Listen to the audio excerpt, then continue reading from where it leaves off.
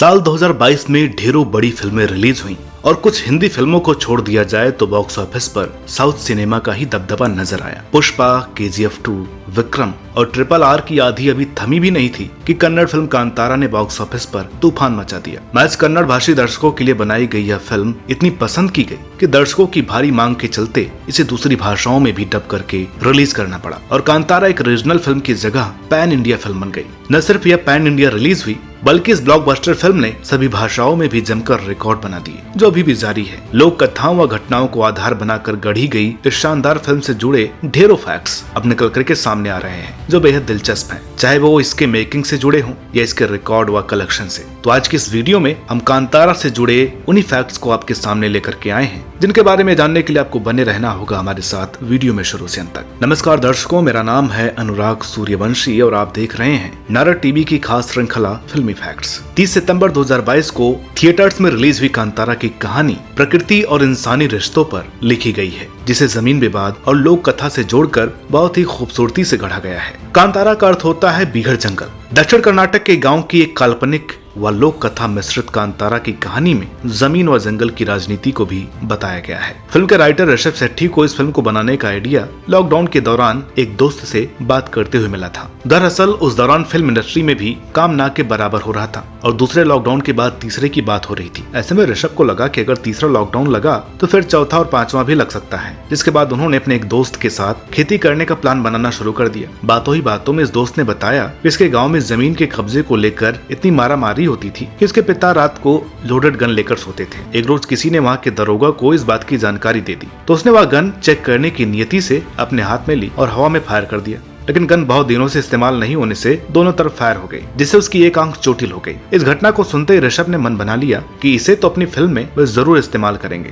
ऋषभ को यहीं से आइडिया मिला और उन्होंने कांतारा की कहानी लिखनी शुरू कर दी। हालांकि यह कहानी उन्हें थोड़ी नॉर्मल सी दिख रही थी, इसलिए वे आधी कहानी पर जाकर के अटक जाते थे। जिसके बाद उन्होंने सोचा क्यों ना इसे अपने गाँव की लोक कथा से जोड़ दिया जाए और देव कोला के माध्यम से इसे पूरी की जाए। जिसके बाद ऋषभ ने अपने गाँव व आसपास के लोगों से भूत कोला व देव कोला से जुड़ी पूरी जानकारियां इकट्ठा की और इस तरह तैयार हुई कांतारा की शानदार कहानी। हालांकि यह कहानी भले ही कर्नाटक के एक गांव की है, लेकिन देखा जाए तो जड़ों से जुड़ी हुई यह कहानी हर गांव की कहानी है, जहां सबकी अपनी कुछ परंपराएं, कुल देवता और लोक कथाएं हैं और शायद इसलिए हर कोई बड़ी ही आसानी से इससे कनेक्ट हो जाता है। यही वजह है कि इसकी चौतरफा डिमांड के बाद मेकर्स ने इसे कई भाषाओं में रिलीज किया। विजय किरांगदुर और चालुवे गौड़ा के प्रोडक्शन में होम्बले फिल्म्स के बैनर तले बनी कांतारा मूवी के राइटर और डायरेक्टर मशहूर फिल्म मेकर ऋषभ शेट्टी हैं। होम्बाले फिल्म जिसने KGF बनाई है, उसी के बैनर तले कांतारा भी बनी है। हालांकि शुरुआत में हर किसी को लगा था कि ये कहानी कौन देखेगा, इसलिए बड़ी मुश्किल से तैयार हुए लोगों ने इसे सिर्फ कन्नड़ भाषा में बनाने का फैसला किया। चूंकि ऋषभ शेट्टी इस फिल्म में बतौर एक्टर भी हैं और ऐसे में जिन हिस्सों में इनकी इन्वॉल्वमेंट ज्यादा थी उनका डायरेक्शन उनके दोस्त और मशहूर कन्नड़ डायरेक्टर राज शेट्टी ने किया और दोनों हिस्से जिसमें ऋषभ कोला बनते हैं उसकी एक्शन कोरियोग्राफी के टाइम राज शेट्टी ने ही डायरेक्शन की बागडोर संभाली थी। फिल्म में जंगल और गाँव की खूबसूरती को ऋषभ के बेहद खास सिनेमेटोग्राफर अरविंद शेट्टी ने बहुत ही शानदार तरीके से दिखाया है। अरविंद का काम इतना लाजवाब है कि दर्शक कहानी के हर सीन में खुद को शामिल महसूस करते हैं, जैसे सारी घटनाएं उनकी आंखों के सामने ही घट रही हैं। इसका सबसे बड़ा उदाहरण है कुछ जगहों से आए वो वीडियो जिसमें लोग फिल्म देखते वक्त रोते व चीखते दिखे,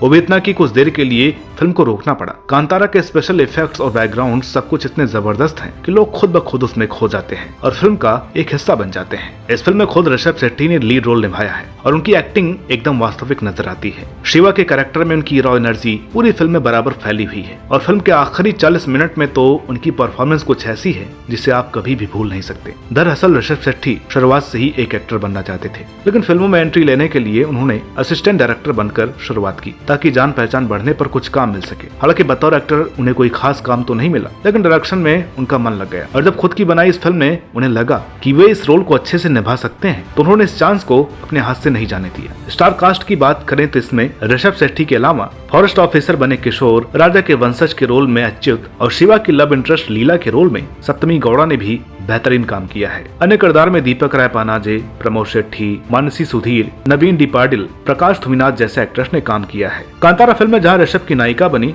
सप्तमी के लिए यह पहला इतना बड़ा रोल था, तो वहीं फिल्म में ऋषभ शेट्टी की मां की रोल में नजर आई एक्ट्रेस मानसी सुधीर उनकी उम्र की ही है। इस फिल्म के लिए ऋषभ शेट्टी ने कितनी मेहनत की है यह पर्दे पर साफ दिखाई देता है। यहाँ तक कि उन्होंने इस दौरान नॉनवेज तक खाना छोड़ दिया था, जिसका खुलासा उन्होंने खुद ही किया था। एक मीडिया हाउस को दिए गए इंटरव्यू के दौरान ऋषभ शेट्टी ने बताया था कि उन्होंने देव कोला सीक्वेंस शूट करने से 20 से 30 दिन पहले ही नॉनवेज खाना छोड़ दिया था। उन्होंने बताया कि देव कोला अलंकार पहनने के बाद वह सिर्फ नारियल पानी ही पीते थे। इस सीक्वेंस के शूट से पहले और बाद में ही उन्हें कुछ खाने को दिया जाता था। हालांकि उन्होंने नॉनवेज छोड़ने की एक और वजह बताई थी कि देव कोला सीक्वेंस को शूट करने के लिए उन्हें 50 से 60 किलो वजन उठाना होता है, इसलिए उन्होंने पहले से ही नॉनवेज छोड़ दिया था ताकि वे अपना वजन कम कर सकें। इस फिल्म में 60% से ज्यादा सीन रात के हैं। पिछले 96 दिन में पूरी हुई यह फिल्म दिन और रात दोनों ही टाइम में शूट की गई थी। कर्नाटक में ही ऋषभ के गांव के नजदीक फिल्म का सेट तैयार किया गया था, जिसमें 5-6 महीने लगे थे। हालांकि 2 महीने में ही इसे पूरा कर लेना था, लेकिन बीच में बारिश की वजह से काम रुक जाता था। ऊपर से लॉकडाउन का भी असर पड़ रहा था। सबसे खास बात की कांतारा में दिखाया गया पूरा गाँव ही फिल्म के लिए तैयार किया गया था और जंगल के सारे सीन ओरिजिनली जंगल में ही शूट किए गए थे। एक इंटरव्यू में ऋषभ शेट्टी ने कहा था कि एक्सप्रेशन की वजह से नहीं बल्कि एक्शन की वजह से कांतारा को शूट करना काफी कठिन हो गया था। देव कोला का रोल निभाने वाले ऋषभ शेट्टी को रोजाना 50-60 किलो सामान उठाकर शूट करना पड़ता था। यहाँ तक कि शूटिंग में फायर स्टिक से पीटे जाने पर उनकी पीठ तक जल गई थी। उन्होंने बताया था कि एक सीन में मुझे फायर स्टिक से पीटा जा रहा है, वो फायर स्टिक असली था और इसमें मेरी पीठ जल गई थी। ये खतरनाक शूट था, लेकिन मेरे दिमाग में केवल यही चल रहा था कि मुझे ये करना है। इस फिल्म में भैंसों की रेस वाले सीन को रियल दिखाने के लिए ऋषभ ने महीने भर इसकी तैयारी की थी और खुद ही सारे एक्शन सीन्स किए। बताया जाता है कि जिस दौरान कोला के रूप में ऋषभ चीख भरी आवाज निकालते थे, उस वक्त शूटिंग पे मौजूद लोग डर जाते थे और उन्हें भगवान को देखते थे। वाकई यह फिल्म देखने के बाद उस आवाज की गूंज को आज भी कोई भूल नहीं सकता है। सबसे खास बात कि जितनी भी भाषा में इस फिल्म को डब किया गया है, उसमें इस चीख को ऋषभ शेट्टी की आवाज में ही रखा गया है। म्यूजिक डायरेक्टर बी अजनीस लोकनाथ के म्यूजिक फिल्म में बेहद ही शानदार है। हालांकि फिल्म के एक गाने को लेकर एक बैंड ने आरोप लगाया था कि कांतारा के मेकर्स ने फिल्म के लिए नवरसम गाने की चोरी की है। केरल स्थित बैंड थैकुडम ब्रिज बैंड ने दावा किया था कि वराह रूपम गाना उनके गाने नवरसम की एक कॉपी है। बयान में कहा गया है, हम अपने श्रोताओं को यह बताना चाहते हैं कि थैकुडम ब्रिज बैंड किसी भी तरह से या रूप में कांतारा से संबंध नहीं है। ऑडियो के संदर्भ में हमारे आईपी नवरसम और वराह रूपम के बीच समानताएं कॉपीराइट का एक साफ उल्लंघन है। हालांकि यह विवाद अब शांत हो चुका है। दोस्तों, आपको जानकर ताज्जुब होगा कि ब्लॉकबस्टर हो चुकी कांतारा का बजट मात्र 16 करोड़ रुपए था। हालांकि जब मेकर्स ने इसे सिर्फ कन्नड़ के दर्शकों के लिए ही बनाने की सोची थी, तब यही बजट बड़ा सा लगता था। लेकिन 2 हफ्ते बाद ही जब इसे पैन इंडिया रिलीज किया गया तो यह लो बजट फिल्म नजर आने लगी। कांतारा की कमाई की बात करें तो इस सुपरहिट फिल्म ने सभी भाषाओं में बॉक्स ऑफिस पर 450 करोड़ रुपए से अधिक की कमाई की है और साल 2022 की सबसे कामयाब फिल्म बन गई है। इसके अलावा कांतारा मूवी कन्नड़ इंडस्ट्री में सबसे ज्यादा कमाई करने वाली फिल्म भी बन चुकी है, क्योंकि इस फिल्म ने इससे पहले कन्नड़ भाषा में सबसे ज्यादा कमाई करने वाली केजीएफ का बॉक्स ऑफिस रिकॉर्ड तोड़ दिया है। हालांकि वर्ल्ड वाइड कलेक्शन के मामले में केजीएफ इससे काफी आगे है। सुपरहिट फिल्म RRR के डायरेक्टर एस राजामौली ने भी इस फिल्म को लेकर कहा है कि बड़े नंबर करने के लिए बड़े पैमाने की फिल्म की जरूरत नहीं है। उन्होंने कहा कि कांतारा जैसी छोटे बजट की फिल्म भी बड़ा कमाल कर सकती है और कांतारा ने यह साबित किया है कि ज्यादा कमाई के लिए बहुत बड़े बजट की फिल्म बनाना जरूरी नहीं है और फिल्म प्रोड्यूसर के रूप में हमें वापस जाने और यह जांचने की आवश्यकता है कि हम क्या कर रहे हैं। इस फिल्म को 30 सितंबर 2022 में साउथ की महज 800 स्क्रीन पर कन्नड़ भाषा में रिलीज किया गया था। महज 2 हफ्ते में ही इसे डब कर हिंदी सहित देश भर की 2500 स्क्रीन पर रिलीज किया गया। इसके अलावा वियतनाम में रिलीज होने वाली यह पहली कन्नड़ फिल्म है। बाद में फिल्म प्राइम वीडियो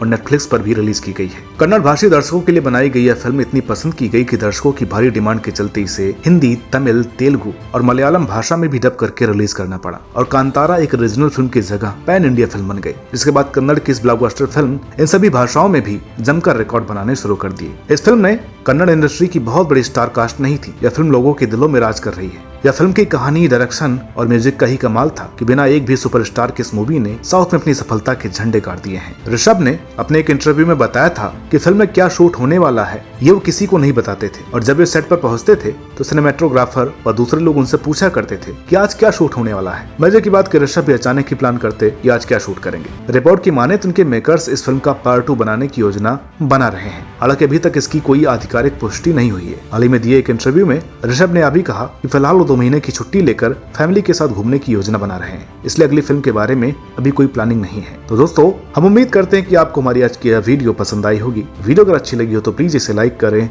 शेयर करें और चैनल पर नए हो तो प्लीज इसे सब्सक्राइब करना ना भूलें। मिलते हैं आपसे अगली वीडियो में एक और नई दिलचस्प कहानी के साथ। तब तक के लिए नमस्कार।